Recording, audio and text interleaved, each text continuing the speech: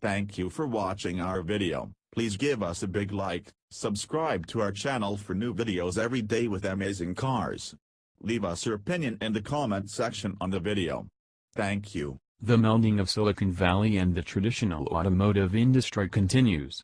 Ride-hailing service Lyft and Magna International, one of the largest automotive suppliers in the world, said they're embarking on a long-term collaboration to build self-driving systems capable of operating without any input or oversight from human drivers.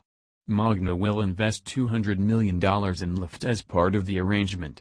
Lyft's engineers will lead the joint development of the system at the Self-Driving Research and Development Center the company formed last summer in Palo Alto, California. Drawing on its six-decade history as a supplier, Magna will lead manufacturing efforts and potentially offer the automated technology to its customers around the globe. They can plug in our system into cars across the world, Lyft co-founder Logan Green said Wednesday.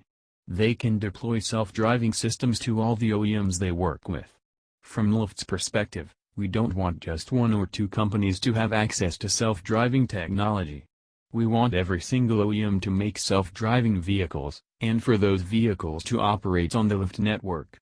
Despite much hype, ride-sharing networks like Lyft and Uber account for less than 1% of all vehicle miles traveled in the United States.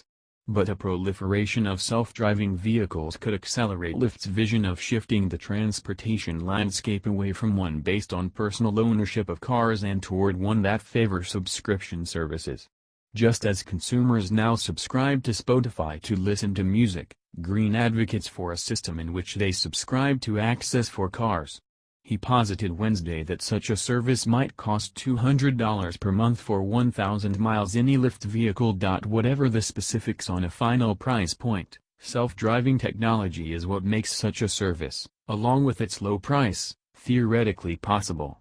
Which is why Lyft opened its own research center last summer, now staffed with 100 employees, and has worked to place itself as the center in a constellation of partnerships with the likes of Ford, General Motors, Jaguar Land Rover, Aptiv, New Autonomy, and Waymo.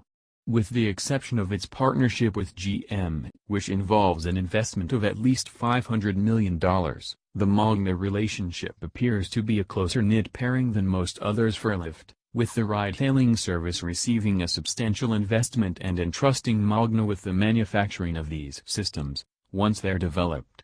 Both companies will share jointly created intellectual property and utilize Lyft data to improve their systems.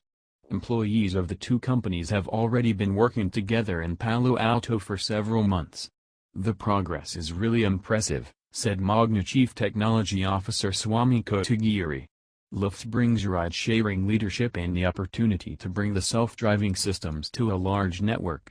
This is a great intersection, in my mind, of two companies coming together, one with automotive experience and one with transportation network experience. This is hardly Magna's first go-around with automated vehicles.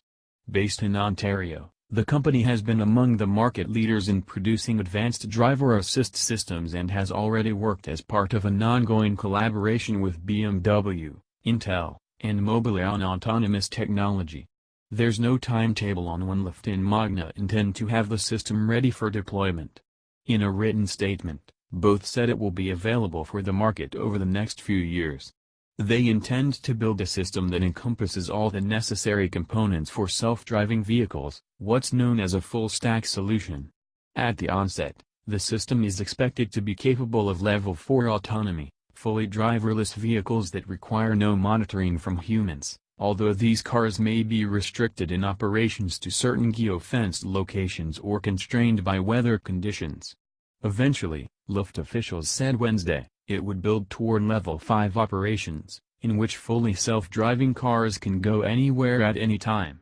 But Green acknowledged there remains a long road ahead before Level 5 operations are feasible.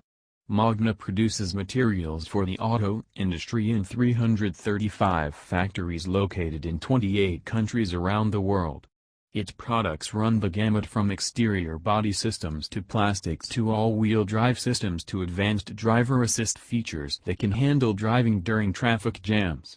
One of the differentiators between Magna and many competitors is that the company is capable of assembling complete vehicles at its plant in Graz, Austria. A Magna spokesperson says that's not part of this particular agreement, but it's at least conceivable that someday Magna could produce its own vehicles that are deployed on the Lyft network.